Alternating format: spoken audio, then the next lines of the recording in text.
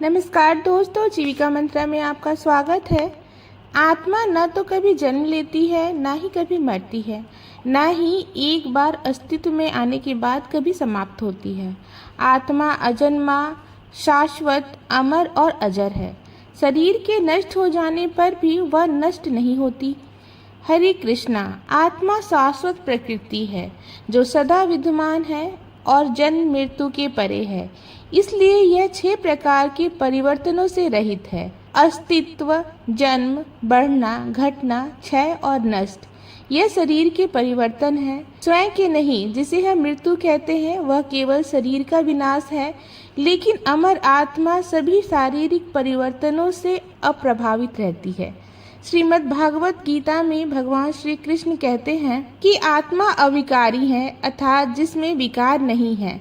जैसे पानी में दूध या जल मिलाने से उसमें विकार उत्पन्न होता है, लेकिन आत्मा में कभी भी कुछ भी मिलाया नहीं जा सकता और न ही आत्मा किसी में मिलती है। आत्मा अविनाशी, अविचल, अजर और अमर है। आत्मा का न आदि है न अंत है। वह न जन्म लेती है और न मरती है।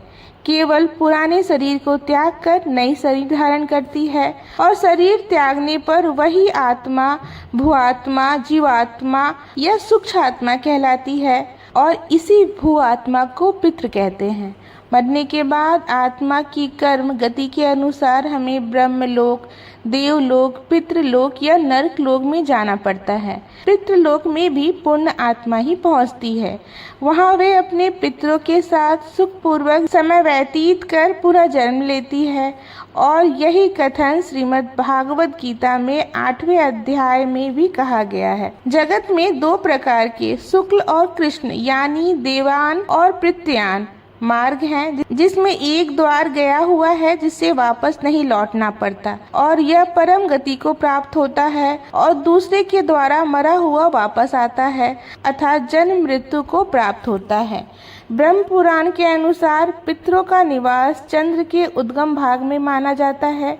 यह आत्मा मृत्यु के बाद 1 से लेकर 100 वर्षों तक मृत्यु और पुनः जन्म के मध्य ही स्थित रहती है और पितृलोक के श्रेष्ठ पितृ योग रूप में स्थित रहती है। अब आत्मा पितृ कैसे बनती है यह तो हमारे शास्त्रों में दर्शाया गया है, लेकिन अब यह कैसे संभव है कि हम अपने पितरों के लिए जो भी श्राद्ध क्रिया पिंडदान करते हैं वे उन सब तक पहुंचता है। तो इसके विषय में भी ब्रह्म पुराण में व्यास देव जी कहते हैं कि श्राद्ध क्रिया की विधि के समय मनुष्य पृथ्वी पर अन्न बिखेरता है, उसे 50 योनि में पड़े हुए पितरों को तृप्ति मिलती है। स्नान के समय वस्त्र से जो जल पृथ्वी पर गिरता है उससे वृक्ष योनि में पड़े हुए पितृ तृप्त होते हैं। नहाने पे शरीर में जो जल की बूंदें गिरती हैं उससे उन पितरों को तृप्ति होती है जो देव भाग में प्राप्त होते हैं। पिंडों के उठाने पर जो जल पृथ्वी पर गिरता है उससे पशु पक्षी के योनि में पड़े हुए पितरों को तृप्ति मिलती है। और श्राद्ध क्रिया में ब्राह्मण भोजन करके हाथ और चरणों का प्रक्षालन करते हैं, उस जल से अन्य पितरों को तृप्ति मिलती है। और इस प्रकार संपूर्ण विधि पूर्वक श्राद्ध करने वाले पुरुष को जो पितृ अलग अलग योनि में चले गए हैं वे भी यजमान और ब्राह्मण के हाथों से बिखरे हुए अन्न और जल से पूर्ण रूप से तृप्त हो जाते हैं। अतः मनुष्य के लिए उचित है कि वह पितरों के प्रति भक्ति रखते हुए संपूर्ण विधि पूर्वक श्राद्ध करे। और वैसे भी जो मनुष्य भौतिक जगत में जन्म लेते हैं उसे पितृ ऋण, देव ऋण और भूत ऋण चुकाना ही पड़ता है। शास्त्रों कथन अनुसार माता पिता आदि के निमित्त उनके नाम और गोत्र का उच्चारण करके मंत्रों द्वारा जो अर्घ अर्पित किया जाता है वो उन्हीं को प्राप्त होता है।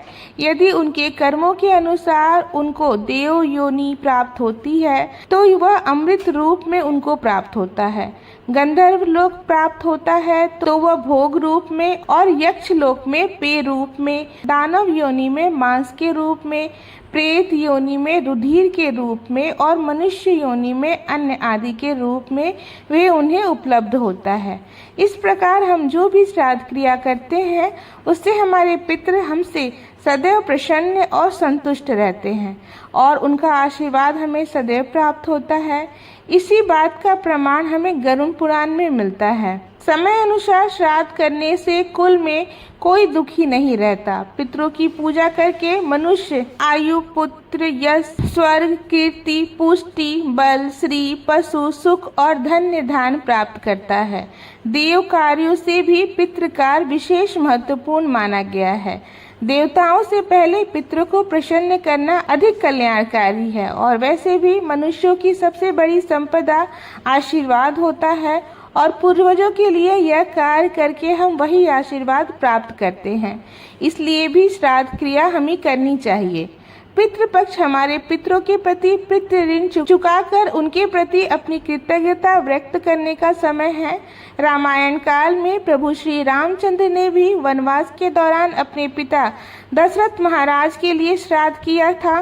भगवान श्री कृष्ण ने भी अपने पूर्वजों की मुक्ति के लिए पिंडदान दिए थे और श्रीमद् भागवत में श्री लक्ष्मी नरसिंह देव स्वयं प्रहलाद महाराज से हिरण्यकश्यपु का श्राद्ध करने के लिए कहते हैं, क्योंकि यही एक पुत्र का कर्तव्य है। पितृपक्ष 15 दिनों के लिए होता है। इन दिनों में जिस तिथि पर हमारे पूर्वजों की मृत्यु हुई हो उस तिथि पर हम उनकी श्राद्ध क्रिया कर सकते हैं। किसी कारणवश हम उस तिथि पर श्राद्ध नहीं कर पाए या फिर हमें वह तिथि नहीं पता तो अमावस्या के दिन हम अपने पितरों के लिए श्राद्ध कर सकते हैं। तो चलिए आज विस्तार से देखते हैं श्राद्ध कौन कर सकता है।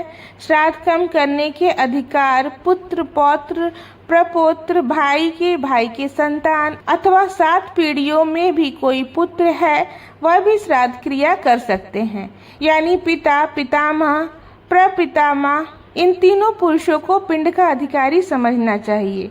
इनसे भिन्न अर्थात पितामह के पितामह से लेकर ऊपर के जो 3 पीढ़ी के पुरुष हैं वे लेप भोग के अधिकारी हैं। इस प्रकार 6 ये और 7वां जो श्राद्ध करने वाला है वह सब मिलकर 7 पुरुषों का घनिष्ठ संबंध होता है। ऐसा ब्रह्म पुराण में श्री व्यास मुनि जी कहते हैं।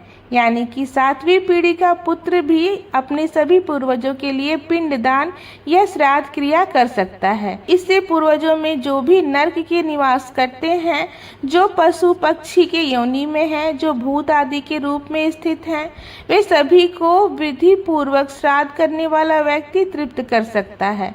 मातृपक्ष में सपिंड संतान अथवा उसके समानोदक श्राद्ध कर सकते हैं और यदि दोनों पक्षों का संपूर्ण विनाश हो गया है तो फिर स्त्रियों को भी श्राद्ध करना चाहिए। यदि कुल में स्त्रियां भी नहीं रही तो उनके साथी में से कोई भी प्रेत क्रिया कर अथवा मृतक व्यक्ति के धन से राजा स्वयं भी उनका श्राद्ध करवा सकता है। अब देखिए, सबके मन में एक ही प्रश्न है कि हम श्राद्ध क्रिया करते हैं लेकिन वह श्राद्ध का भोजन कौवे को ही क्यों खिलाया जाता है? तो उसका उत्तर श्री वाल्मीकि रामायण के उत्तर कांड सर्ग 18 श्लोक संख्या 26 से 29 में मिलती है। अगस्त्य मुनि प्रभु श्री राम को कहते हैं, हे श्री राम, तदंतर धर्मराज के प्रगवंश के छत पर बैठे हुए कौवे से कहा, हे पक्षी, मैं तुम पर बहुत प्रसन्न हूँ। प्रसन्न होकर जो कुछ भी कहा है उसे सुनो। जिस तरह अन्य प्राणियों को मैं नाना प्रकार के रोग द्वारा पीड़ित करता हूँ, वे रोग मेरी प्रसन्नता के कारण तुम पर अपना प्रभाव नहीं डाल पाएंगे, इसमें कोई संशय नहीं है। हे विहंग, मेरे वरदान से तुम्हें मृत्यु का भय नहीं होगा। जब तक मनुष्य आदि प्राणी तुम्हारा वध नहीं करेंगे तब तक तुम जीवित रहोगे। मेरे राज यमलोक में स्थित रहकर जो मानव भूख से पीड़ित है उनके पुत्र आदि इस भूतल पर जब तुम्हें भोजन कराएंगे तब वे बंधु बांधव सहित परम तृप्त होंगे। तो श्राद्ध में पितृ का भोजन कौवे को खिलाने के पीछे का यही कारण है कि स्वयं यम ने कौवे को आशीर्वाद दिया था कि जो मनुष्य पृथ्वी पर तुम्हें भोजन खिलाएगा वह उसके पितरों को प्राप्त होगा। अब प्रश्न आता है कि आखिर इस श्राद्ध का पालन कैसे करें? तो देखिए, प्रत्येक वर्ष आने वाले इस पितृ पक्ष में अपने पूर्वजों के मृत्यु तिथि पर आपको श्राद्ध या तर्पण क्रिया करनी होती है। इसके लिए गरुड़ पुराण में कहा गया है कि आपको किसी क्षत्रिय धर्मचारी, धर्म का निष्ठा पूर्वक पालन करने वाले या आत्म संयमी ब्राह्मण को ही आमंत्रित आमंत्रित करना चाहिए। श्राद्ध के एक दिन पहले उन्हें विधि पूर्वक आमंत्रण प्रस्तुत करें। उसके द्वारा किए जाने वाले विधि विधान के साथ साथ आपको यह क्रिया कार्य अवश्य कर लेना चाहिए। सबसे पहला कार्य है घर में विशेष व्यंजन बनाकर उसे भोग रूप में सर्वप्रथम भगवान श्री कृष्ण को अर्पित करें। याद रखें, यह भोजन सात्विक होना चाहिए और भगवान से भोग लेते समय यह प्रार्थना करें कि उनके पितृ जहाँ भी जिस योनि में भी हो वहाँ तक उन्हें भगवान को अर्पित किया हुआ प्रसाद प्राप्त हो जाए और उससे उन्हें केवल मुक्ति ही नहीं अपितु भगवान श्री कृष्ण की भक्ति भी प्राप्त हो। इस प्रकार प्रार्थना करके आप यह प्रसाद अपने पूर्वजों के लिए रख लीजिए। उसके बाद अपने घर में जिस सुपात्र ब्राह्मण या किसी वैष्णव को आमंत्रित किया था उन्हें भी यह भोजन प्रसाद उनके मन की संतुष्टि होने तक प्रदान कीजिए। इस माह में दान देना यह वैष्णव को प्रसाद देने का सबसे अधिक विशेष महत्व माना गया है। दूसरे कार्य आपको यह करना है कि इस दिन गौ सेवा अवश्य करें। आपके घर के आसपास यदि कोई गौशाला है, गाय है, तो वहां जाकर स्वयं अपने हाथों से गाय को खिला सकते हैं। यदि यह संभव नहीं है तो आप किसी भी प्रमाणित गौशाला या गाय के लिए दान दे सकते हैं। तीसरा कार्य जो आपको करना है वह यह है अपने पितरों को प्रसन्न उन्नति हेतु श्रीमद् भागवत का पाठ करना या कराना। उसके श्रवण मात्र से व्यक्ति को परम गति प्राप्त हो जाती है और शास्त्र कहता है कि श्राद्ध के समय में सभी पितृ स्वयं उस स्थान पर उपस्थित रहते हैं। इसलिए जब वे भी इस दिव्य ग्रंथ श्रीमद् भागवत का श्रवण करते हैं तो उन्हें अपने परम उच्च गति प्राप्त हो जाती है। तो इस प्रकार भगवान श्री कृष्ण से प्रार्थना करते हुए उसी भाव से अपने पितरों के लिए श्राद्ध क्रिया कर सकते हैं। और हाँ, एक सबसे महत्वपूर्ण बात, ब्रह्म वैवर्त पुराण में कहा गया है कि यदि किसी व्यक्ति की मृत्यु एकादशी के दिन हुई है तब पर भी उनका श्राद्ध या पिंडदान एकादशी के दिन कभी नहीं करना चाहिए। आप द्वादशी के दिन कर सकते हैं क्योंकि पितृगण भी एकादशी के दिन वर्जित अन्न का भोजन स्वीकार नहीं करते। तो हम आशा करते हैं कि इस वीडियो में आपको पितृपक्ष के विषय में प्रमाणभूत जानकारी प्राप्त होने के साथ साथ सहायता भी मिली होगी। अगर ऐसा है तो इस वीडियो को आप सभी लोगों तक पहुंचाएं जो भी इस विषय में नहीं जानते हैं। इस वीडियो को अधिक से अधिक लोगों तक शेयर कीजिए। धन्यवाद।